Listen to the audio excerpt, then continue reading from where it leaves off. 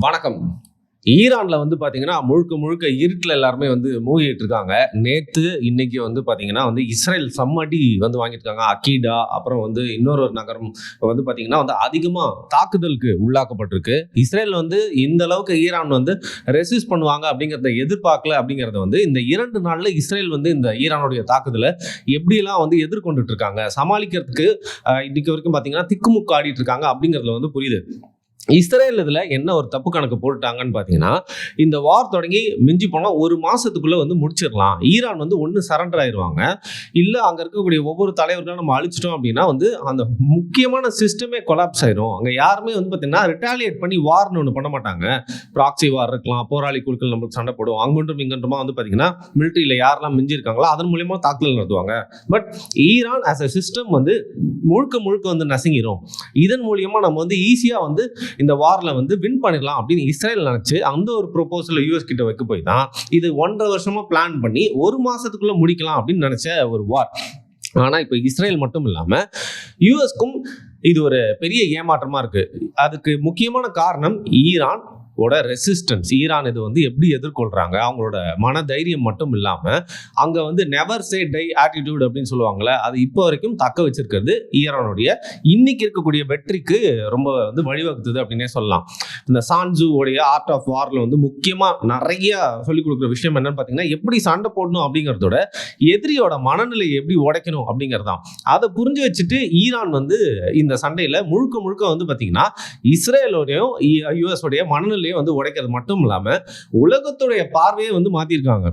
ஈரானை நம்ம பாராட்டணும் அப்படின்னு பாத்தீங்கன்னா, ஒரு பக்கம் இஸ்ரேல் யூஎஸ் பெரிய பவர்ஸோட சண்டை போட்டுட்டு இருந்தாலும், இன்னொரு பக்கம் பாத்தீங்கன்னா அவங்களோட அண்டை நாடுகளான கல்ஃப் கண்ட்ரீஸையும் பகைச்சுக்கிட்டு அவங்களோட விரோதத்தையும் சந்தவாச்சிட்டு பாத்தீங்கன்னா முழுக்க முழுக்க வேர்ல்ட் எகெயின்ஸ்ட் மீ அப்படிங்கிற மாதிரி இப்ப வரைக்கும் எதிர்கொண்டு இருக்காங்க. இந்த சூழ்நிலையில் தான் பாத்தீங்கன்னா இஸ்ரேல்ல தாக்குதல் அதிகமாகுது.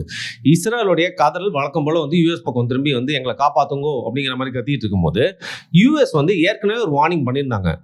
இன்னும் 24 மணி நேரத்துல எந்த ஒரு கண்டிஷனுமே இல்லாம சரண்டர் ஆகல அப்படின்னா அடுத்த கட்ட தாக்குதல் நடத்துவோம். இதுல பாத்தீங்கன்னா ஈரானுக்கு வரக்கூடிய பாதிப்பு அப்படிங்கிறது ரொம்ப அதிகமா இருக்கும். உங்களுடைய எனர்ஜி எங்கல இருந்தெல்லாம் பாத்தீங்கன்னா உங்களோட எனர்ஜி ஜென்ரேட் ஆகுது, குறிப்பா எலக்ட்ரிசிட்டி எங்கெல்லாம் ஜென்ரேட் ஆகுதோ அந்த இடங்களெல்லாம் உடைப்போம் அப்படின்னு சொல்லியிருந்தாங்க. ஸோ இஸ்ரேல் மேல ஈரான் பண்ண தாக்குதல் இஸ்ரேல் கதர்னதுனாலையும் பாத்தீங்கன்னா இந்த 24 மணி நேரத்துக்கு அப்புறம் ட்ரம்ப் உடைய அரசாங்கம் ஈரான்ல கரெக்டா இந்த எலக்ட்ரிக்கல் கிரிட்ஸ் எங்கெல்லாம் இருக்கோ அதெல்லாம் பார்த்து தாக்கிட்டு இருக்காங்க. ஸோ பேசிக்கலி உங்களுக்கு என்ன இது புரிஞ்சிருக்கும் அப்படின்னு நினைக்கிறேன். பகல்ல ஓகே ஓரளவுக்கு சமாளிச்சிடலாம், பட் பகல்லையும் எலக்ட்ரிசிட்டி இல்லை அப்படிங்கிற பட்சத்தில் ஒரு பெரிய கேஆஸ் நிகழும். பட் இரவு நேரங்கள்ல எலக்ட்ரிசிட்டி அப்படிங்கிறது இல்லை அப்படின்னா போர் அப்படிங்கிறத ஈரான் என்னதான் ஒரு திடமான மனநிலையோட எதிர்கொண்டுட்டு இருந்தாலும் உள்நாட்டில் இருக்கக்கூடிய மக்கள் மட்டும் இல்லாம எல்லாருமே ஒரு குழப்பமான சூழ்நிலைக்கு தள்ளப்பட்டுட்டாங்க அப்படின்னா அதை ஈஸியா நம்ம கைப்பற்றிடலாம் அந்த குழப்பத்தின் மூலியமா அப்படின்னு நினைக்கக்கூடிய யூஎஸ் ரொம்ப பிளான் பண்ணி ஒவ்வொரு நகரமா பாத்தீங்கன்னா எலக்ட்ரிசிட்டியோட கிரிட்டை தாக்குறாங்க. குறிப்பா டேரான்ல எங்க இருந்துமே ஒரு சேட்டலைட் பிக்சர்ல பார்த்தா அங்க எலக்ட்ரிசிட்டி இருக்கு, லைட் இருக்குன்னே தெரியக்கூடாது அப்படிங்கிற மாதிரி முழுக்க முழுக்க இருள மூழ்கடிக்கணும் அப்படிங்கிறதான் பாத்தீங்கன்னா யூஎஸ் உடைய இப்போ இன்னைக்கு இருக்கக்கூடிய ஒரு ஸ்ட்ராட்டஜியா இருக்கு. ஸோ நேத்து நைட்ல இருந்து தொடங்கி இப்போ நம்ம பேசிட்டு இருக்க வரைக்கும் பாத்தீங்கன்னா யூஎஸ் உடைய முழு குறிக்கோளும் ஈரானுடைய எலக்ட்ரிசிட்டி அவுட்புட்ஸ், அது மட்டும் இல்லாம எங்கெல்லாம் எனர்ஜி ஜென்ரேட் ஆகுதோ எல்லாத்தையுமே தாக்கி அழிக்கணும். இதன் மூலியமா அவங்களுடைய ஒரு கையை அப்படியே புடுங்கி எடுக்கிற மாதிரி ஆயிரும். அதனால ஈரான் நெக்ஸ்ட் என்ன பண்ணும் அப்படிங்கறத பொறுத்து இருந்து பாக்குறாங்க. இதுல பாத்தீங்கன்னா ஸ்டேட் செக்ரட்டரி அவர் சொல்லியிருக்கிறதாங்க பயமா இருக்கு. ஏன்னா இவங்கெல்லாம் சண்டை போடுறது இவங்களோட முடிஞ்சா பரவாயில்ல, ஆயில்ன்ற ஒரு விஷயம் சம்மந்தப்பட்டிருக்கனால எல்லா நாடுகளுமே பாதிப்புக்குள்ளாவது, இந்தியாவும் விதிவிலக்கு இல்லை. அவர் என்ன சொல்லியிருக்காரு அப்படின்னு பாத்தீங்கன்னா, இந்த சண்டையில ஒரு 50 நாள் ஆயிலோடைய ரேட் வேணா அதிகமாகலாங்க, பட் அடுத்த 50 வருஷம் ஈரானால பாத்தீங்கன்னா ஒரு நியூக்ளியர் பவர் ஆகிறத பத்தி யோசிச்சு கூட பார்க்க முடியாது. அப்புறம் இந்த உலகத்துக்கே அமைதி. எப்படி 50 நாள் இந்த ஆயில் பிரைஸ்லாம் ஏறினாலும் பொறுத்துக்கணும். ஆனா 50 ஆண்டுகளுக்கு ஈரானால நியூக்ளியர் சக்தியை பத்தி யோசிக்க முடியாது. இதனால நாங்க இந்த வார பொறுத்துக்கணும் அப்படின்னு சொல்லிட்டு ஸ்டேட் செக்ரட்டரி நினைக்கிறாப்புல. ஆனா எல்லாருமே இந்த மாதிரி ஒரு வார் வரப்போகுது, ஒரு மாசத்துக்கு மேற்பட்டு இந்த வார் நீடிக்கும், இதன் மூலியமா அவங்களுக்கு வர வேண்டிய எண்ணெய் சப்ளை அப்படிங்கிறது பாதிக்கப்படும் யாரா நினைச்சிருப்பாங்களா? எல்லா கண்ட்ரியும் நினச்சிருக்க மாட்டாங்க. ஆனாலும் வந்து பார்த்தீங்கன்னா, ஒரு விந்தையான விஷயம் வந்து நடந்திருக்கு. நம்மளுக்கு யுஎஸ்லேருந்து வந்து பார்த்தீங்கன்னா, எல்பிஜி தேவைக்கு வந்து ஏற்றிட்டு வரக்கூடிய ஒரு பெரிய கப்பல் மேங்களூரை வந்து அடைஞ்சிருக்கு. இதில் என்ன குறிப்பான்னு பார்த்தீங்கன்னா, ஸ்ட்ரெயிட் ஆஃப் ஹார்முஸ் வழியா ஒரு கப்பல் வருது அப்படின்னா, அதுக்கு டைம் அப்படிங்கிறது கம்மி ஆகும். பட் நம்மளுக்கு இப்போ யுஎஸ் சைட்லேருந்து வந்திருக்கக்கூடிய மேங்களூரில் ரீச் ஆகக்கூடிய இந்த கப்பல் அப்படிங்கிறது வந்து பார்த்தீங்கன்னா, வேற ஒரு ரூட்டில் வருது. இதில் என்னப்பா வித்தியாசம் அப்படின்னு கேட்டிங்கன்னா, நேரம் தாங்க. ரொம்ப தூரம் இருக்கு அப்படிங்கறதுனால வந்து பாத்தீங்கன்னா ஆல்மோஸ்ட் 35 நாளுக்கு மேல இந்த ரூட்ல இருந்து கப்பல் நம்மளுக்கு வந்து சேர வேண்டிய ஒரு நிலைமை தான் இருக்கும். நீங்க எவ்வளவு ஸ்பீடா வந்தாலும் அட்லீஸ்ட் 34 டேஸ் வந்து ஆகும் அப்படிங்கிறது தான் இந்த ரூட்டோட ஒரு கேரக்டர். பட் இந்த வார் தொடங்கி இன்னையோட வந்து பாத்தீங்கன்னா ஒரு மாசம் ஆக போகுது. ஆனால் 35 நாள் டிராவல் பண்ணி வர வேண்டிய கரெக்டாக அந்த எல்பிஜி எல்லாம் தாங்கிட்டு வர அந்த ஷிப் வந்து பார்த்தீங்கன்னா மேங்களூரில் சேர்ந்துருக்கு. அப்படிங்கிற பட்சத்தில் இந்தியாவுக்கு ஏற்கனவே என்ன நடக்க போகுது அப்படிங்கிறது வந்து தெரிஞ்சிருக்கு. அப்படின்னு தான் இதை நம்ம வந்து பார்க்க வேண்டியிருக்கு. இன்னொரு கப்பல் வந்து பார்த்தீங்கன்னா அதுவும் நம்மளோட ஆயில் சப்ளைஸ் எல்லாம் ஏற்றிட்டு அர்ஜென்டினாவிலேருந்து கிளம்பி அது இன்னும் கொஞ்ச நேரத்தில் ரீச் ஆக போகுது. நம்ம இந்த வீடியோ பண்ண ஸ்டார்ட் பண்ணுறதுக்கு முன்னாடியே வந்து பார்த்தீங்கன்னா அர்ஜென்டினாவிலேருந்து ரீச் ஆக போகுதுன்னு சொல்லியிருந்தாங்க. அந்த பயணத்துக்கும் ஆல்மோஸ்ட் ஒரு 35 நாள் தான் தேவைப்படும். ஸோ இதன் மூலியமா என்னன்னு பார்த்தீங்கன்னா இந்தியா மட்டும் இல்லாம சில நாடுகள் மட்டும் முழுக்க வந்து ப்ரிப்பேர்டா எல்லா ஆயில் நீட்ஸையும் வந்து ஃபுல்ஃபில் பண்ணிடலாம் அப்படிங்கிற மாதிரி இல்லாமல் எமர்ஜென்சிக்காக ஏதாவது வந்து பார்த்தீங்கன்னா இந்த போர்க்காலத்தில் தேவைப்படுங்கிறதுனால முன்கூட்டியே இதை அறிஞ்சு தான் வந்து பார்த்தீங்கன்னா எந்த அளவுக்கு ஸ்டாக்ஸை கொஞ்சம் தூரமான இடத்துல இருந்து ஹார்முஸ் வழியாக எடுத்துகிட்டு வரலன்னா கூட வந்து பார்த்தீங்கன்னா வேறு எங்கெல்லாம் எடுத்துகிட்டு வரணும் ஏற்கனவே பிளான் பண்ணியிருக்காங்க அப்படிங்கிறது இதன் மூலியமா தெரியுது. இதில் வந்து சவுதியில் வந்து பார்த்தீங்கன்னா அராம்கோ இவங்க வந்து ஒரு பெரிய ஆயில் சப்ளை ரிஃபைனரி கம்பெனி வச்சிருக்கவங்க, பெரிய பிளேயர். இவங்க என்ன சொல்லிட்டாங்க இந்த நேரத்தில் குண்டை தூக்கி போடுற மாதிரி, ஏன்னா இவங்க ஒரு பெரிய சதவீதத்துக்கு ஆயில வந்து உலகத்தில் இருக்க நிறைய கண்ட்ரீஸ்க்கு சப்ளை பண்றவங்க. இவங்க எங்களோட கையிருப்புல இனிமேல் ஆயில் இல்லை, அதனால இனிமேல் சப்ளை வராதுன்னு சொல்லிட்டாங்க. ஸோ இவங்க வந்து ஒரு பெரிய பிளேயர் அப்படிங்கறதுனால பல கண்ட்ரீஸ்க்கு, ஏன் இந்தியாவுக்கும் இவங்களுடைய நிறுவனத்துல வந்து ஆயில்லாம் வந்துட்டு தான் இருக்கு. ஸோ கண்டிப்பா இது ஒரு பாதிப்பு அப்படிங்கிறது ஆகும்.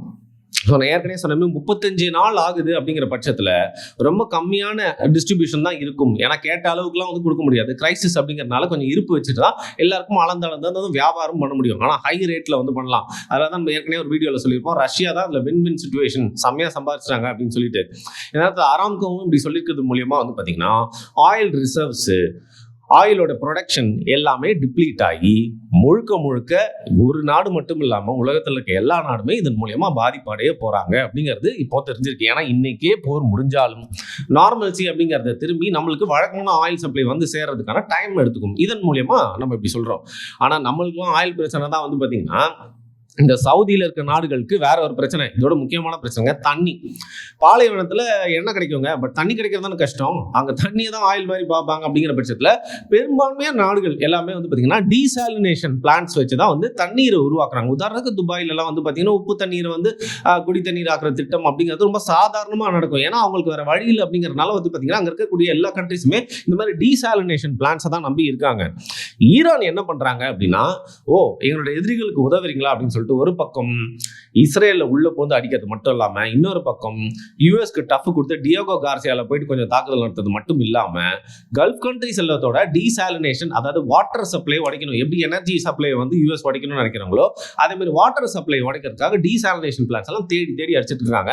இதுல நிஜமாவே வந்து பாத்தீங்கன்னா என்னங்க மக்களோட குடி தண்ணீர் இப்படி பண்ணுவாங்களா அப்படிங்கிற மாதிரி மனிதாபிமானத்தை அவங்களுக்கு மட்டுமே வேண்டும் அப்படிங்கிறப்ப நினைச்சிருந்த இந்த கல்ஃப் கண்ட்ரிஸ் எல்லாம் ஈரானுடைய எதிர்பாராத இந்த மிசைல் தாக்குதல் மூலியமா வந்து பாத்தீங்கன்னா ரொம்ப கதி கலங்கி போயிருக்காங்க. மட்டும் இல்லாம ஒரு வாட்டர் ஷார்டேஜ் ஏற்பட்டுச்சு அப்படின்னா இன்னைக்கு வந்து ஒரு பெரிய ஒரு ஃபர்ஸ்ட் வேர்ல்ட் கண்ட்ரியோட சிட்டிஸ் மாதிரி காட்டப்படக்கூடிய இந்த துபாய் போன்ற நகரங்கள் ஒரு நாள் கூட வந்து பார்த்தீங்கன்னா இந்த மாதிரி டீசாலினேஷன் பிளான்ஸ் எல்லாமே தாக்கு பிடிக்காது, மக்கள் வந்து பீதி அடைஞ்சிருவாங்க அப்படிங்கிற மாதிரி வந்து பார்த்தீங்கன்னா ஒரு பயந்துட்டு இருக்காங்க. இதில் நம்ம ஊர் ஆளுங்க நிறைய பேர் சில விஷயம்லாம் பண்ணியிருக்காங்க. அந்த ஊரில் எங்கெல்லாம் வந்து பார்த்தீங்கன்னா வந்து இது மாதிரி வந்து மிசைல்ஸ் வந்து உழுதோ இல்லை ட்ரோன்ஸ்லாம் வந்து தாக்கி அழிக்கப்படுறாங்களோ அந்த மாதிரி வீடியோஸ்லாம் யார் எடுத்து அனுப்புகிறாங்களோ அவங்களெல்லாம் தேடி வந்து பார்த்தீங்கன்னா டீபோர்ட் பண்ணணும், கைது செய்யணும் அப்படிங்கிற மாதிரி விஷயங்கள் பண்ணிருக்காங்க. ஸோ பேசிக்லி அவங்க ஊர் மக்களாக இருக்கட்டும், நம்ம ஊரில் அதுக்கு போய் வேலை செய்கிறவங்களா இருக்கட்டும், யாருமே வந்து நிம்மதியான ஒரு வாழ்க்கையை இப்போதைக்கு வந்து வாழலை அப்படிங்கிறது தான் வந்து சொல்ல முடியும். ஸோ இதில் இன்னொரு பெரிய டேமேஜ் யூஎஸ் என்ன பண்ணணும், இஸ்ரேல் என்ன பண்ணணும்னு பார்க்குறாங்கன்னா அண்டர் கிரவுண்ட் மிசைல் கோடவுன்ஸ், எங்கெல்லாம் அண்டர் கிரவுண்டில் மிசைலை வந்து பதுக்கி வச்சிருக்காங்களோ அந்த இடங்கள்லாம் வந்து அடிக்கணும். அது மட்டும் இல்லாமல் வந்து பார்த்தீங்கன்னா மிலிட்ரி டனல்ஸ் இருக்குது அண்டர் கிரவுண்ட்லேயே வந்து பார்த்தீங்கன்னா வந்து மிலிட்ரி பர்சனல் மட்டும் இல்லாமல் நிறைய வெஹிக்கிள்ஸும் போகிற மாதிரி டனல்ஸ்லாம் கட்டி வச்சிருக்காங்க ஈரான். ஏனோட கண்ட்ரியே வந்து பார்த்தீங்கன்னா அந்த மாதிரி மலைகள் கொண்ட அமைப்பு உள்ளது அப்படிங்கிறனால டனல்ஸ் அப்படிங்கிறது உங்களுக்கு ஒரு பெரிய ஸ்ட்ராட்டஜைஸ் பண்ணி கட்டி வச்சிருக்காங்க.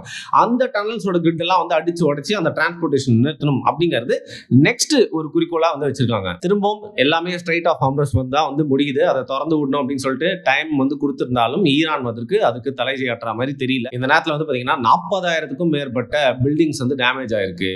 இந்த 2-3 நாள்ல வந்து பாத்தீங்கன்னா 2,000க்கும் மேற்பட்டவர் வந்து உயிரிழந்திருக்காங்க. இதுதான் வந்து ரொம்ப முக்கியமான விஷயம். இந்த குழப்பம் வந்து பாத்தீங்கன்னா ஃபுட்டு வாட்டர் எங்க கிடைக்கும் அப்படிங்கிற மாதிரி வந்து உள்நாட்டிலே எல்லாருமே வந்து ரொம்ப குழப்பத்துல வந்து பாத்தீங்கன்னா வந்து பீதியில் அலைஞ்சிட்டு இருக்காங்க. இதுல பிளாக் ரெயின் ஒரு ரெயின் வேறங்க. ஏன்னா இந்த ஆயில் ரிசர்வ்ஸ்லாம் அடிக்கிறதுனால பொல்யூஷன் மேல போய் வந்து பாத்தீங்கன்னா அதுல கெமிக்கல் ரியாக்ஷன் ஆகி வந்து பிளாக் ரெயின் அப்படின்னு சொல்லிட்டு அந்த பொல்யூஷனோட ரெயின் வேற கண்ட இடத்துல வந்து விழுது. அப்படிங்கறதுனால இதெல்லாம் அந்த நாட்டுல இருந்து பார்த்தாதான் தெரியும் எந்த அளவுக்கு மனநிலை பாதிக்கப்படும் அப்படின்னு சொல்லிட்டு. ஒரு இயல்பு வாழ்க்கை பாதிக்கப்படுறதோட உச்சத்தை நோக்கி ஈரான் போய்கிட்டு இருக்கு. ஒரு பக்கம் F-35 புது ட்ரூப்ஸ் எல்லாம் வந்து யூஎஸ் இறக்கிட்டே இருந்தாலும் வந்து பாத்தீங்கன்னா ஈரான் வந்து இப்போ முழுக்க வந்து ஆல்டர்னேட்டிவ் வார்ஃபேர்ல இறங்கியிருக்காங்க. ஏஐ ஜெனரேட்டட் வீடியோஸ் வந்து ப்ரொடியூஸ் பண்ணி ஈரான் வந்து பாத்தீங்கன்னா வந்து இஸ்ரேல் ரொம்ப வீக்கா இருக்காங்க, யூஎஸ் வீக்கா இருக்காங்க, நெத்தன்யாஹு வந்து இப்போ வந்து சாவர நிலைமையில இருக்காரு அப்படிங்கிற மாதிரி ப்ரொபகேண்டா வீடியோஸ் பண்ணி வந்து பாத்தீங்கன்னா வார இன்டர்நெட்குள்ளேயும் வந்து நடத்திட்டு இருக்காங்க. அதையும் தாண்டி சைபர் அட்டாக்ஸ் மூலியமாவும் எந்த அளவுக்கு யூஎஸ்ஸையும் இஸ்ரேலையும் கதிகலங்க வைக்க முடியும் அப்படிங்கிறது ஈரான் ட்ரை பண்ணிட்டு இருக்காங்க. இப்போ இருக்கிற சூழ்நிலையில இந்த பிரச்சனை இப்போதைக்கு முடிவுக்கு வராது அப்படிங்கிறது நல்லா தெரிஞ்சிச்சு. ஆனாலும் முடிவுக்கு வந்து தான் ஆகணும். இப்போ வந்து பாத்தீங்கன்னா ட்ரம்ப்புக்கு எதிராக வந்து ஒரு பெரிய கிளர்ச்சி ஏற்பட்டு ட்ரம்ப்புக்கு வயசாயிருச்சு. ஒரு காலத்துல ஜோ பைடன் எப்படி வந்து வயசாயிருச்சு பாருங்க, நடக்க முடியல, விழுந்துற போறாரு அப்படின்னு சொல்லிட்டு முழுக்க வந்து பேட் கேம்பெயினிங் பண்ணாங்களோ இப்போ அது வந்து ட்ரம்ப் பக்கமும் விழுந்திருக்கு. அவங்களோட எலெக்ஷன்ஸ் வந்து பாத்தீங்கன்னா இன்னும் கொஞ்சம் நாள்ல இருக்கு. ஸோ அந்த எலெக்ஷன்ஸ்ல வந்து முக்கியமா இவங்களுக்கு எதிர்கட்சிகள் வந்து இந்த வார் நடந்துட்டே இருக்க சூழ்நிலையில இருந்துச்சு அந்த எலெக்ஷன்ஸ் அப்படின்னா எதிர்கட்சிகளுக்கு நிறைய சீட்டு போயிடும். இதன் மூலியமா வந்து பாத்தீங்கன்னா எந்த பில்லுமே பாஸ் பண்ண முடியாது அப்படிங்கிற ஒரு த்ரெட் இருக்குன்னு தெரிஞ்சு இந்த எலெக்ஷன்ஸ்க்கு முன்னாடி இந்த வாரை வந்து வெற்றிகரமா முடிச்சா மட்டுமே ட்ரம்ப் வந்து இறங்கின விஷயத்த முழுசா முடிச்சுட்டாருப்பா அப்படின்னு அவருடைய கட்சிக்கு மட்டும் இல்லாம அவருக்கும் வந்து வெற்றி செல்வாக்கு அப்படிங்கிறது வந்து நீடிக்கும். இந்த ஒரு இக்கட்டான சூழ்நிலையில இருக்கிறதுனால முடிஞ்ச அளவுக்கு சீக்கிரமா முடிக்க வேண்டிய ஒரு தருணத்தில் தான் வந்து பாத்தீங்கன்னா யூஎஸ் இருக்காங்க. But US to be very frank இது ஈஸியாக முடிச்சிடலாம்னு நினைச்சாங்க இல்லையா, அங்கே தப்பு கணக்கு போட்டுட்டோமோ அப்படிங்கிற ஒரு மனநிலையில் தான் இருக்காங்க.